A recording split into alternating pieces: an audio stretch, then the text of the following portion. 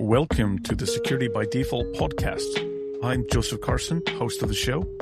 In each episode, we make cybersecurity simple with amazing guests who share real-world experiences and insights. So let's get security by default. Hello, everyone. Welcome back to another episode of the Security by Default podcast. I'm the host of the show, and I'm really excited about being here again with all of you to share some, what's happening in the world, a lot of great thought leadership, a lot of experience and knowledge to share with you. And we live in a world of chaos, and this show is really to bring clarity to that chaos and also to make sure that that everybody has access to security and knowledge and experience. So it's really bringing you all those ideas. And welcome back to another amazing, awesome guest who's been on a previous show before. So welcome to the Grugq. Do you want to give, Thank you. You've been on before, but I think for the audience, just give a bit of a background. What's your origin story? How you get into this industry? Did you choose it or did it choose you? And what's some of that journey along the way? Yeah, sure. So I'm the Grugq. These days I'm a PhD student, as well as just my sort of regular independent security researcher type stuff. I started out, so when I finished high school and I wasn't going to college. I didn't really know what to do. A friend of mine was like, so this was in the late 90s. It's like, if you don't have a job, you don't have a college degree, you're going to have to learn how to use computers because that's where all the jobs are. So he gave me a book called something like Introduction to Unix or like Unix in the Workplace. And so I sat down and I read this book on Unix, and I didn't have a computer.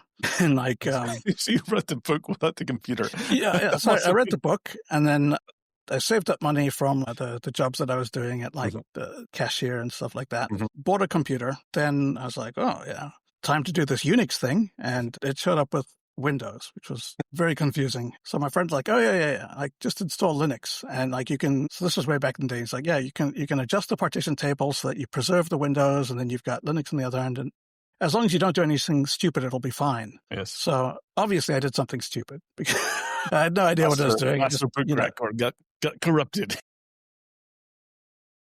Wrecked everything. But anyway, I figured that out a bit. And then a few months later, another friend was over and we had found a bunch of these computers on the sidewalk. Like someone was throwing them out. So we rescued them.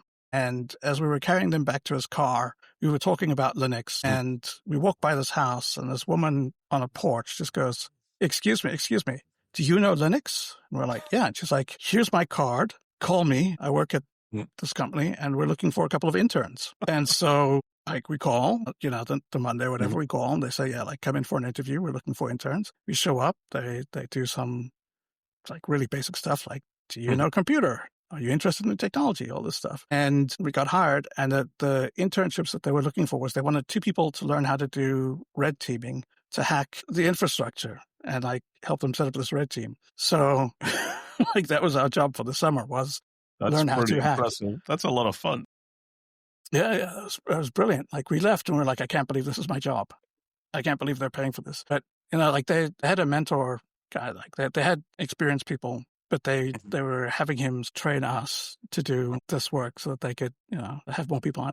Anyway, so that's how I got started. I worked for them for a few years. Then I went to the UK, started working for At Stake, stayed there for a little while, left.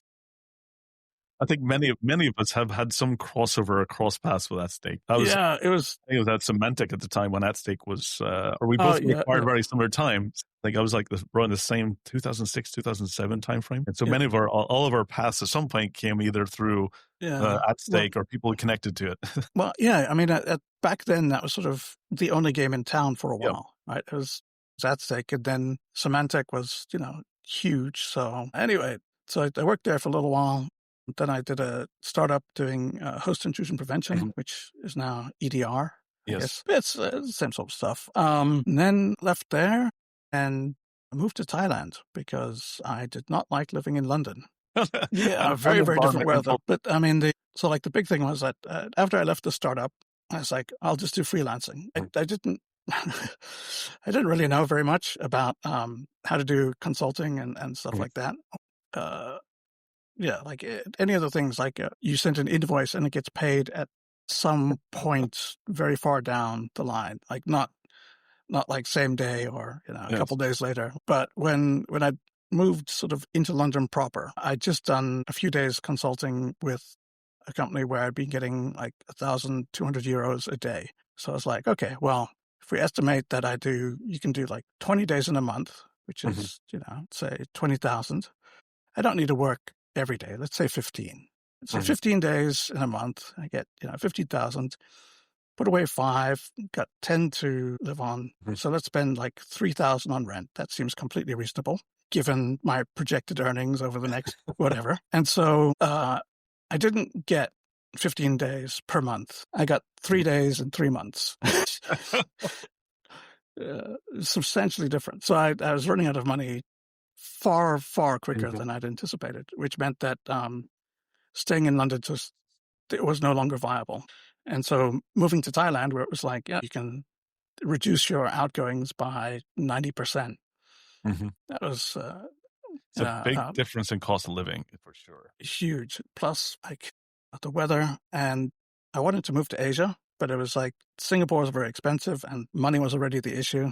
Hong Kong, similar. Bangkok is well situated in that there's a good transportation hub. It's got good internet. It's got good access to, like, you can go to Laos or Burma and you can have decent stuff in terms of cost of living, but technology is very far behind and so on. So Thailand was a good intersection of all these things. And I've just kind of been here ever since, sort of bumbling along, doing my own thing. It's gotten slightly better at consulting since then. Couldn't get much worse, so, Hopefully you figured out the invoicing and expensing. Yes. And, that was a little bit of a shock. It's like, look, the first invoice I sent is like, hey man, I don't run I kind of have to pay rent in the end of the month, and it's the 27th. So, anytime if it's not too much trouble. And he's like, usually we pay net 45. And I was like, what does that mean? Like 45 minutes? Is that? Yeah. I think when I started my own company as well, I had this. I was like, okay, I tried to do it all myself. I think for almost six months to a year. And I decided, okay, let the accountant deal with that because they're way better at asking and understanding the terms. Because I was wasting a lot of time just trying to maintain that. Yeah, chasing people when it's like, hi, I sent you an invoice. Did you get it? Because it's been 2 months, so I'm pretty sure you got it. Like at least the 3 other times I sent it. So it would be kind of cool if. So getting back, I mean, you started from reading a Unix manual. Well, it wasn't a manual. It was a book, and it was very much like, So it's like, congratulations on your purchase of the Unix whatever system, and it was very much just like, you will start out with a login. Here's how you log in. Here's how you list the directory, the files in your current directory. Here's what how do you change directories? How do you make a so like all of this stuff? And I was like, this is fucking amazing. Like this is so great. This is like wow. Like I want this thing. It's like everyone else is off reading. All looking at traditional, English books. I have a very similar because when I struggled with reading, like what you had to read at school, and I loved manuals. It's like, okay, I'll read all of that. How do you use the fridge? How to install? So for me, they were more. I guess I related more with like the logic and the understanding and the commands and the kind of interface and stuff. So very similar kind of like understanding is like I would love. I've switched it now. I still do very technical manual like kind of or how to books, but I do try to read a little bit more philosophical or even like educational type of like way of life books and stuff. So I'm trying to balance between the two because I know you just can't do it all the way one logical method. So what from that Unix and you got into red teaming, what was the path afterwards? What was your passion? Which area did you really enjoy out of all of those areas? Because it can get very broad. You can get a very broad, this industry, there's so many areas you can get into. What was your passion? Where does it lead you to? Right. So, I mean, the thing is back then it was small, like it was big, but it was small enough that you could actually do everything. Like you could know like all of the systems you needed to know. You could know kernel stuff, you could know application level stuff, you could know networking, you could like all the defense, like forensics. It was just like, it was all small enough that while you could specialize, you could be a generalist still. Yes. So it was actually quite weird, but essentially what happened was way back in the day, there used to be this guy called Mixter. And what Mixter would do was he would take private exploits and he would rewrite them and then publish them. So it wouldn't necessarily be exploits, would be tools and things like that. And one of the things that my mentor had taught me when I was learning was that, so there's sort of two things. One was aspire to subtlety, and the other one was, what's interesting is not getting on the box. It's what you do after you're on the box. And at the time, being young and dumb, I'd understood it very literally as it's like, after you gain access, do you install a rootkit? How do you ensure access? And so that's sort of what I was thinking about. And this guy Mixter, he had released a thing which basically what it did was it opened the raw disk device, like dev SDA1, and then it went every 8K bytes and it overwrote a bunch of bytes with 0. And the idea was that you'd kind of point it at a disk and it would overrun stuff, and maybe it would hit some inode UID section and convert a file into a root-owned file. Yes. And then you could, get a root shell. And I was like, that seems dumb because it's like the file system it's structured, right? Like there must be some way of understanding this. So I sat down and I was like, I'm going to learn how file systems work. So I started learning, this was ext2, like we didn't even have ext3 back then. So it was like the ext2 file system. And I, spent a long time learning that. And I was like, okay, well, this doesn't seem particularly useful for hacking, knowing how file systems work. Like I could finally write that program he was trying to do, but, correctly. And then I was in a course on, as a training for red teaming stuff, just some hacking course. And in talking with the instructors, something came up about like hiding yourself or like doing something on the box. And I was suddenly like, hey, why don't I do anti-forensics? Like, why don't I look at how to not be detected? Like if I was going to do actual hacking, I'd want to make sure that like I didn't get caught. And the way to not get caught is to know how to, hide all your stuff beforehand. Right. Aspire to subtlety. So I was like, okay, so I should learn how to do this stuff. So I sat down and I took sort of what I knew. And so I went and I learned forensics because if I was going to defeat it, I had to know how it worked. So I spent years learning forensics. And then I started looking at, what are the ways that you can interfere with this process? There's nothing out there. No one was writing about this stuff. So I had to invent a theoretical framework on how to conceptualize different ways of attacking forensics. So I came up with this framework of understanding. So first of all, I had to figure out like what anti-forensics meant, which was I formulated it as reduce the quantity and quality of evidentiary material. And it's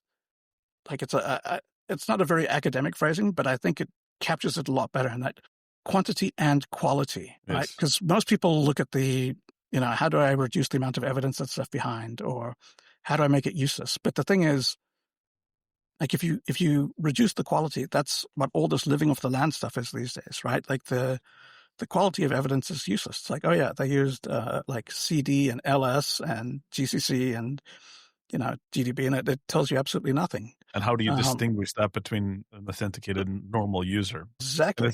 And a lot of what we try to do today is from timestamping. Like literally time is, where you really have, an understanding of how a user, what time do they normally use things. So you can at least pull out little pieces of potential, but it's never, right. You never be 100%. Yeah. So, so there's the interesting thing from Matt Monti, who he wrote out these sort of principles of offensive security, or like network attack. And there's 3 axioms that underpin everything. So one of them is access, which means if there's data that's available, there's a user who has access to it. Like that's like axiomatically, it has to be true.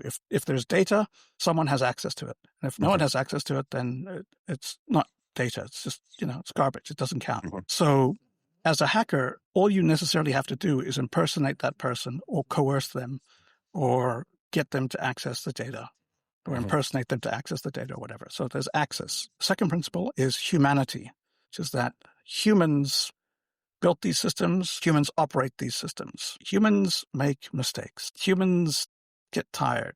Humans cut corners. Humans have loyalties other than, to the system.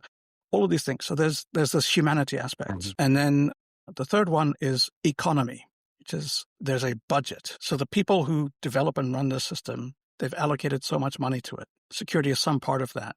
And it shouldn't be more then it absolutely has to be from their perspective. Should never cost Similarly, more than the system itself. I mean, ultimately, right. I mean, security is there to support another reason, another financial Mhm. motive, and it should never Right. be more than the system. So you always have to Right. allocate what's your appetite for risk is what Bill's saying, and how much are you willing to spend in order to protect the Right. other economy that your business is requiring. Right. So like if it's an enabler, it shouldn't cost more than the rest of the system because, but economy applies the other way as well. And as an attacker, you don't have infinite budget and infinite time for one thing. At some point, the economics just no longer favor continuing to attack. So it's similarly, these apply the other way as well. Like the attackers are human, right? Like there's people behind them or there's people directing them. But anyway, like those are the three axioms of network attack. And I think that they're very, very profound and it's very, very worthwhile understanding them because it gives you, just before the show, we were talking about how young people don't necessarily get excited by the same things that we do as we've aged up, matured. There we go. As a matured. Yeah. We've aged into a deeper understanding of cyber as opposed to grown old. I think we also have to remember is we were there before it was all a cyber thing because it was more just systems and misconfigurations and mostly it was just like faults. You had to deal with lots of faults, traditional system usage. And so we have sometimes I always say that back in we have a better understanding about the why we were doing things because ultimately we had a bigger picture. And we were doing everything. And now you got people who specialize in one very specific thing. And that becomes exciting for them. And they miss that time where, and they have a very goal. It's associated with cyber, so which sometimes is that, we're the bringer of bad news. But absolutely, I think we just came through a different generation of how we see the systems. Yeah, I think that's true. Like, I think the, part of what was very useful was seeing like the renaissance of memory corruption as like new techniques were discovered. And, you went from these very, very basic, simplistic understandings to these much more, now we have a theory of weird machines. Whereas back then it was like, if you overwrite by 4 bytes, you can control EIP and EIP is like the thing that tells the computer where to go. And it's gotten a lot more sophisticated. And, I don't think people would be better off starting when we did, because back then you had to write all your own tools and everything was slow. And it was like, I don't want to sugarcoat it. Like it was quite painful and difficult. I remember those days. Yeah. Well, it's like, it used to be like, you'd be like, okay, I've got this idea for a project. I want to send arbitrary DNS packets. Step 1, I will write a string handling library in C. Step 2, I will write a UDP handling library. Step 3, I will write like a DNS. Oh my God, I'm out of energy. Like I give up. It's been 2 weeks. I don't. I mean, I remember like sitting. I was doing a financial money market system, and one bank was like complaining because one transaction didn't go through. And I sat for hours looking at like literally GUID tables and logs, trying to figure out and trying to match, I think it was like a 256 character GUID with another one. And just the time you could set up, some sort of automation for it, you can get so far. And it ultimately ended up being, it was what Cisco local directors, they had a flag which was on a sticky bits. And for whatever reason, certain scenarios, that sticky bit didn't work. So one transaction went in one CLD and it went out another one, and you try and match and then merge it together. And it was so painful. And we're laughing. We were talking about earlier, I did a hackathon last weekend. Normally, kind of for me, I'm usually mentoring, but I thought I'm going to get hands-on. I was shocked at how many automation tools. I didn't really have to do anything. I just had to tell another agent or application how I wanted it, and it did it for me. I just became a prompt person. No, it's amazing now. Like kids these days, they don't know how easy they have it. Yeah. I mean, back when I was coding, it was uphill both ways through the snow, 9 miles before breakfast. Yeah, but like it's true. Back then, things were a lot easier in terms of the complexity of what you were trying to do. But the tooling you had was so much more primitive that it compensated. You had to create it yourself. That's the difference. You had to write it from scratch without knowing any kind of baseline that was out there. Yeah. One thing I hated was, I used to do basic coding when I started off. And I get the magazines with the games in it, and I'd be spending all weekends, it was funny, because my computer room was under the stairs. I was a little bit like, the old school Harry Potter with a computer under the stairs, writing basic code from a magazine. And then, of course, you get runtime error, the line, whatever. And you're like, what the hell? Why isn't it working? And then you try to go through, did I miss something? And then a month later, you get the new updated magazine. You're like, okay. And it says, remember the one we actually issued last month? Mistake of this line. And I was like, oh. And even sometimes when I'm doing capture the flag as well, I still run into those simple things, and you're still going back and you're like, okay, you had to know how it worked. And also those mistakes made you go and realize that when you see it again in the future, it gives you that knowledge about how to go back and identify it. Right. So it really gives you that fundamental, very basic, getting into, even I went back in order to make myself a bit better, going back and looking at disassemble code. I started writing Atari 2600 games just to understand assembly, and to understand about really how things work in the background. Because I think sometimes it is important to have that skill. And unfortunately, absolutely, the new generation don't go into that detail. That's not the fun part for them. Yeah. I mean, so, it was for me, like, before I started programming as well, like I did the same thing that I'd done earlier. I bought a book called Unix Systems Programming First Edition. And this was from like 89 or 90 or something. And so it had, here is how you use open. And then it'd be like, except on, this sort of version of BSD where it's got a different thing. And then except on, AIX so it had all this stuff. And it was like, it sort of taught me how like there were different versions of Unix that had all these subtle differences, which now no longer exist because it's just like POSIX interface is sort of followed by Linux, and Linux is all there is, and that's that. Not that it's necessarily a bad thing, but it's just, back then you did have to have a different understanding of just the details of how things worked, because a lot of the time they didn't. It reminds me, like, so very, very early on in one of the sort of the first jobs I had with computer stuff, I was debugging some issues. I don't remember what it was at all. This was 25 years ago. A little bit hazy on the details, but what I remember is that there was this, one of my coworkers who was not technical, and she was sort of shadowing me to sort of learn a bit more. And I'm there and I'm like, okay, so I've logged in, this thing's working, ls, cd at this, what for the grab, doing all these things. And she's handwriting out every single command that I'm doing. And then I figured out what the issue was, and I fixed it. And she was like, okay, so when that issue comes up, these are the steps that you take to fix it. And I was like, no, not at all. Those are the steps I took to figure out what the problem was. And that's based on some sort of intuition, and some sort of like, I've seen something similar, and some of it just like, I got no idea. It's got to be in here somewhere. Like when you're doing grep, var log star and just hoping something shows up. So you're hoping that you see something that isn't normal, that you normally would see in a regular operating system. You kind of like, and you're kind of doing that, eliminating all the things that you would typically see, right? Moving and isolating it and getting it as narrow as possible. So when you're getting into the forensic side of things and the anti-forensic side, what did you where did you go after that? Have you started looking at? So.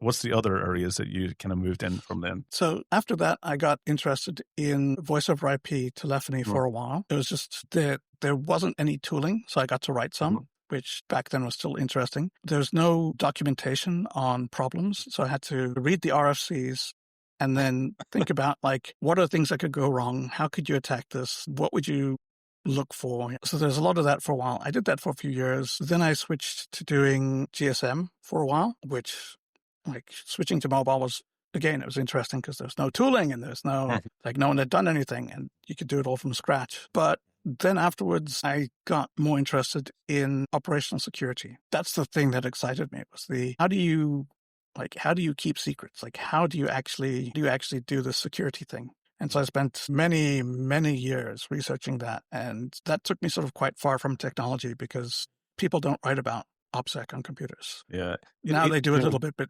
it's a more of the thing now, but yeah, the time you're talking about it was very fundamentally new, and so there was not a lot of, let's say, knowledge and education around that you could simply go and do. But there is a lot of from a lot of the modern wars as well. You're seeing a lot of that come to kind of really having a massive purpose and Yeah. So, at that time I started doing a lot of research on terrorists and spy agencies and essentially, a little bit on cartels and drug smugglers. Like that was like all of these things are people who face, like when their security fails, there are very bad consequences. Yes. Therefore, they invest a lot of time and effort and energy into making sure it goes correctly. And so that was quite interesting. And then I was also, from researching the spy stuff, I got interested in information warfare. And then 2016 rolled around and the information warfare that was playing out in the US was like, oh, I know this. So I was quite interested in that from the beginning because I could do a lot of analysis on like what is happening in real time. And I found that very interesting. And then after doing that for a while, a whole bunch of people jumped into the information warfare space because suddenly it was this new thing. And I left because I don't like being in the same domains where there's lots of other people. Like doing things that are, I kind of like doing new things or doing things in a way that other people aren't.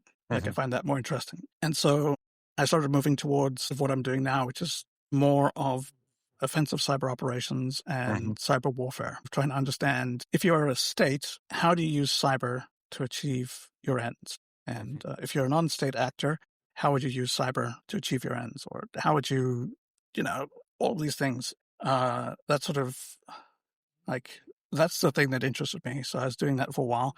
A friend of mine strongly encouraged me to go to university and get a degree. I got a master's degree focusing on like cyber warfare, essentially. And now I enjoyed that so much that I'm doing a PhD also on cyber warfare. So that's where I'm at now. Really interesting topic. I think it's evolved a lot. To your point, every time. Sometimes when I don't know what's your your methodology when you get into different scenarios, whether being nation state or let's say the mercenary type of attackers who kind of wear multiple hats, and you get into the more criminal side of things. And I always get into is I'm always trying to look what type of activity you're looking at. I sometimes try to work my way backwards from using what's the motive here, what's the true motive. And I actually really enjoyed reading Jeff White's book Rinsed, because it was very much in the financial side, because we always work in the digital world, and a lot of these motives you can actually find and trace back to some type of financial, money laundering. Right. What are they attempting? What techniques are they using for what purposes? When you get into, of course, nation state, primary goal is stealthiness, is to not know that anyone's there. Because that gives you the advantage. And again, in cyber warfare, that's an advantage, is to make sure that you stay hidden, stealthy. So your anti-forensics and those techniques become so valuable there. Yeah. So I find it. So I spent many years figuring out anti-forensics from first of all discovering what the first principles were, sort of empirically, and trying to reason it out. And then once I had first principles, building on that. And then when I started learning about OPSEC and counterintelligence, I discovered that what I'd basically invented from scratch is many thousands of years old. And I could have basically read a James Bond novel and saved myself 4 years. But of course, it's different, because if I just short-circuited it and read someone else's thing, I wouldn't have this bone-deep knowledge that I have now. You created within your DNA. It's almost become a habit that you kind of you built your own persona part of it, rather than someone else's persona, becoming knowledge. Yeah, it's so like once I did that, and then I did the OPSEC for about a decade, and it got to the point that I gave up on it for a few reasons. One of them was that I would read things, and I wouldn't be reading what was actually there. I'd just be going, okay, compartmentation attempt, use of cover, a concealment device, a concealment attempt, compartmentation. Like I just see, like they'd write a bunch of stuff and I'd be like, this is the theory that they're applying. This is the principle that's being invoked. Like this. So it was no longer interesting at all. Like it was just, it was very, very tiring to see the same things over and over again. And then, I got a lot more interested in this offensive stuff, particularly the information warfare, which I thought was very, very interesting, that you could, like, changing people's minds. Like that seems super powerful, right? Like it is one of the most powerful things that you can actually do. I always love, I've seen lots of the documentaries over the years. I remember I was like, information is like, is powerful. If you can control the information, I think that's one thing is controlling information. But if you can control how people like interpret that information, that's more powerful. And that's what you're saying is like, how can you not just about, get the information in front of the person, but how can you get their mind in order to actually either believe it or contribute or interact with it? So like there's a lot of really interesting things about how you go about doing actual information operations. And there's a lot of theory on it. And then sort of at some point it does break down into like, you kind of just have to know how to do it instinctively, because if you follow the theories, it doesn't really get you where you need to be. Like you need to get into the mind of the person that you're speaking to and speak to them as if you are them. Like if you understand things from their point of view, but the things you say have to accomplish your goals. So there's some really fascinating stuff. Basically in Thucydides, like the history of the Peloponnesian War, he talks about how at some point there's this one fleet that goes, and they're obviously going to come to this particular area to get to this particular stream to get fresh water. And so the opposing side went there first, and they carved messages into rocks around there, saying essentially, so the fleet that they were facing then was made up of two allies. There's a very large contingent of one, and they sort of brought the smaller contingent of their allies along with them. And so the message that was written was like to this smaller group saying, hey, we're not your enemy. We don't want to fight you. When you go to battle, don't, or at least just hang back a little bit. Like you don't have to participate on the front lines. You could sort of shirk your duties, essentially, right? And the point of that message was not actually to encourage that behavior, but instead to put into the minds of the larger ally that their subordinate ally was going to do that behavior, to create distrust. Yes. So the objective is actually this third option that's not listed, is to disrupt the cohesion of this group. And it's fascinating because that's from 2,500 years ago. That's literally that's from the manuals today. That's what you'd say. Like that's literally the playbook that's happening, that we're seeing at the moment. It always fascinates me. One thing I always remember, there's a couple of things that comes to mind when you're talking about that. There was a guy that I used to work with years ago, and he was always like, his way of dealing with situations was so unbelievable. We'd sit beforehand. We were going to like a big meeting with a large hardware manufacturer. And he says to me before, he's like, this is how I want it to play out. I want the people in the room believing that they came up with the idea and signing it off. And I'm going, but it's our idea. How are you going to do that? And I was always like, and we'd go into this meeting and and the way he just positioned, he would be doing it by asking questions. It was just his method of asking the right question. Kind of got little seeds into the other person's mind. And he was just, as he was observing and he was watching their feedback and their interactions, he would ask another question that would kind of like move it a little bit closer to the goal. Right. And ultimately at the end, all of a sudden the guy's like, oh, maybe how about— Wait a minute, I've got an idea. And I'm literally sitting in the room. I'm just going, oh my goodness, how did he do it? Yeah. And it was very subtle because he was just asking little questions based on the feedback and just navigating that little bit closer to ultimately what he wanted without even giving his opinion or right. This is the idea. It was ultimately just getting to that person to kind of say the words that the question was kind of indicating or forcing.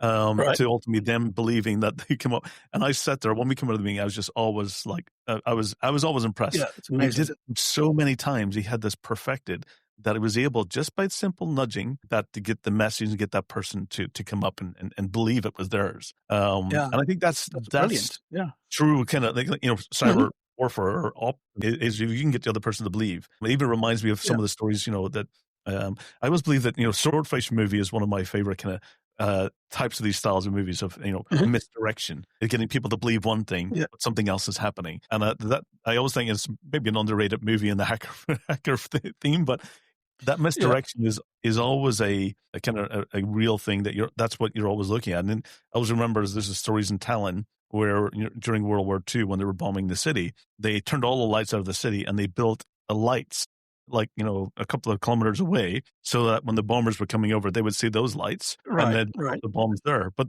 that wasn't the city; it was just lights. So that misdirection area is always something, and it's always impressive to see those types of techniques and ideas and creativity to really create that misdirection. It's always fascinating. Yeah, well, so deceptions was one of the things that I was interested in for several years as well. Like I gave a keynote at the like the UK Cyber Deception Symposium or something like that. Like deception is sort of, it's fascinating because you're not like, when you approach it, you go like, how do I get someone to think this? And that's actually not what you're trying to do. What you're trying to do is change behavior. Like you don't care what they're thinking when they do something. You want them to actually do it. So when you're crafting your deceptions, you're not sort of trying to change their mind.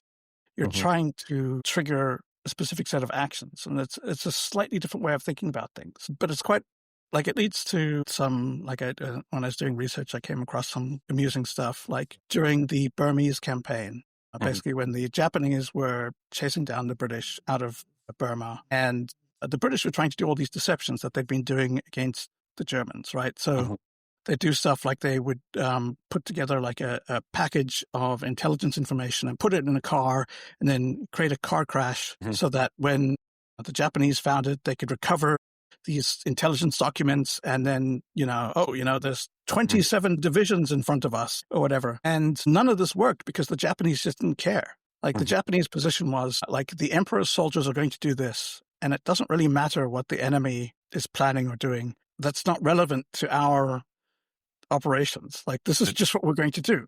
They had a very static approach. It wasn't, it wasn't a dynamic. It was very like, this is how we're going to do it, and whatever influence is not going to change our actions. Right.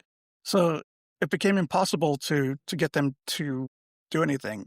But like they didn't ignore everything. So one of the things that was happening was the Indian section was sending out these, like, basically they had radio traffic to like fake divisions to create the impression of like more men than were available. Yes. And the Japanese were picking this up and recording everything. And at the end of the war, they find out that the Japanese firmly believed that the British had 150 divisions when they had 3. And the thing was, it didn't change whether there were 3 divisions or 150. The invasion was going to go this way. And it didn't really matter what the, what the British were doing. So they just believed everything. Like they're completely like, oh yeah, okay, 150, that makes sense.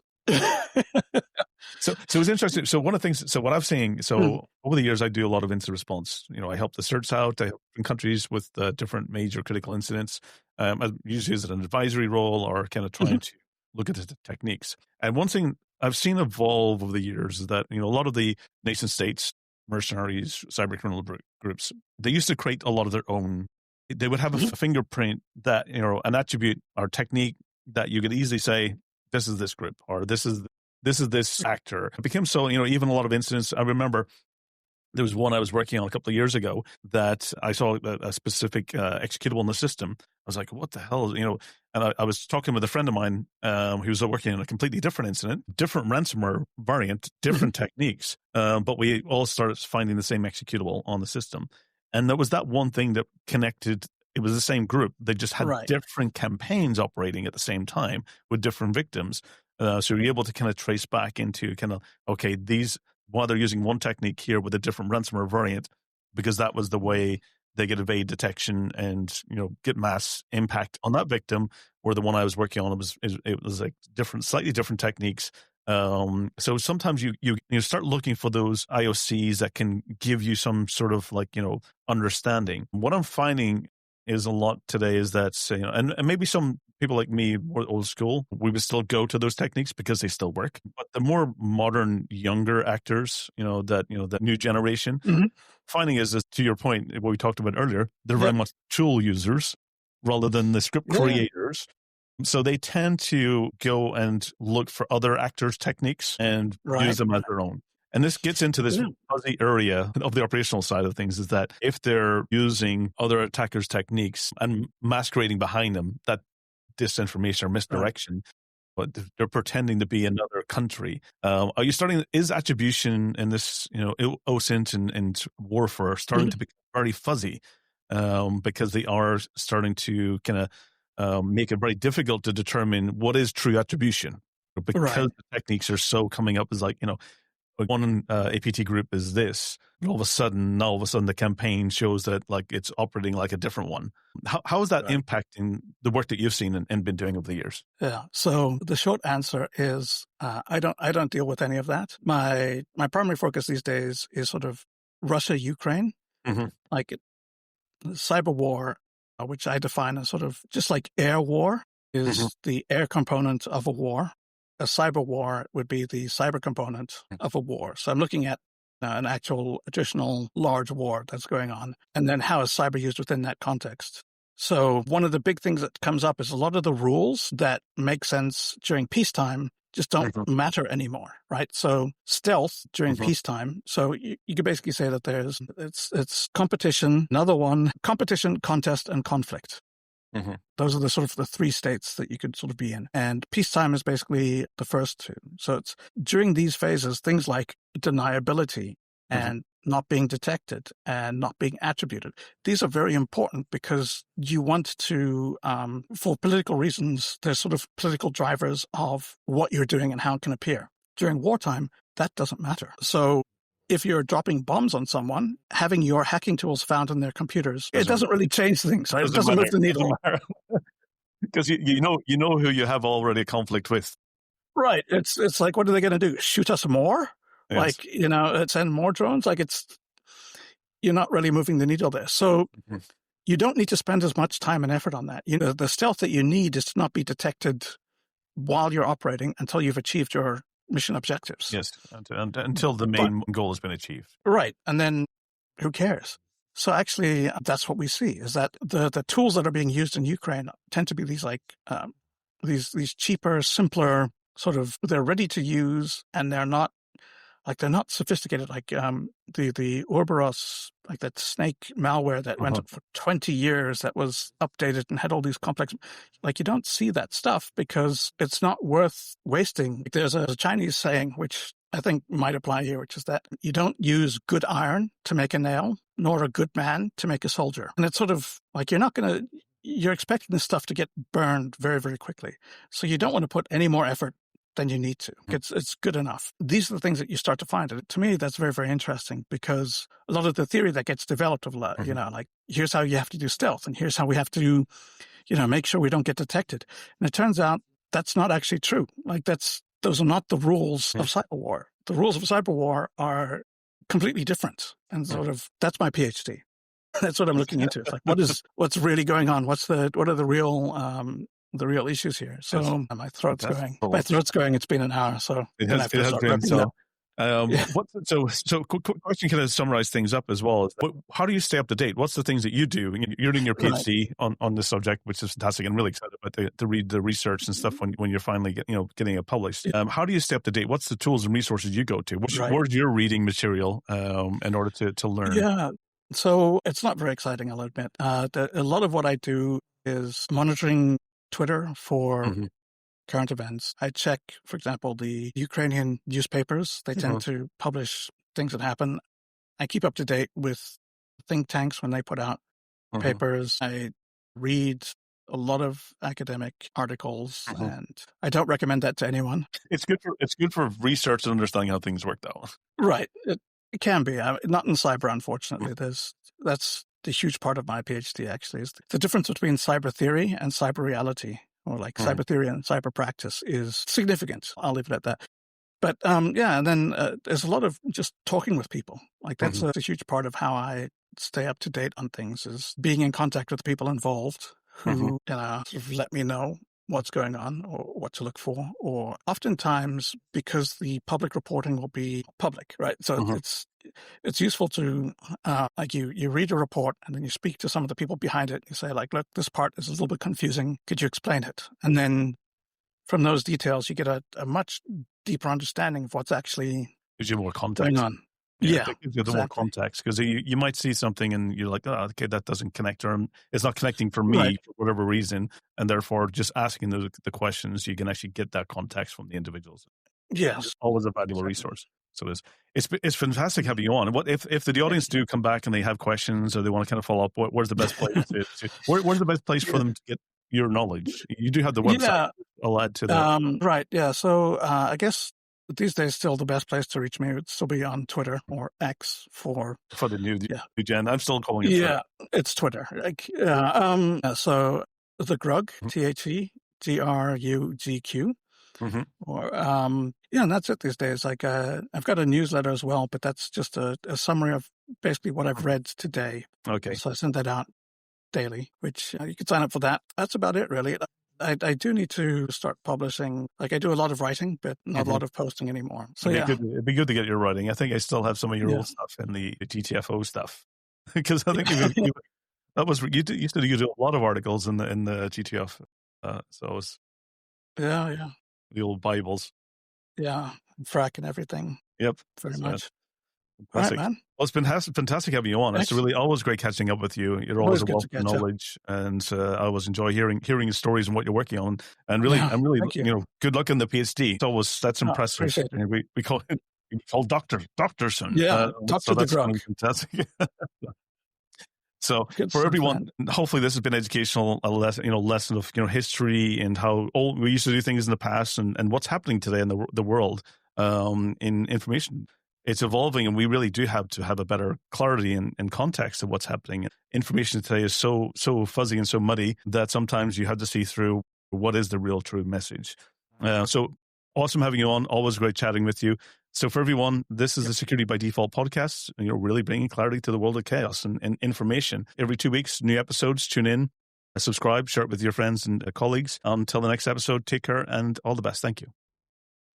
Well, that's a wrap for this episode of the Security by Default podcast. I'm Joseph Carson, and again, many thanks for listening. If you enjoyed the episode, please subscribe and share, and please stay safe. And until the next time, we'll see you soon.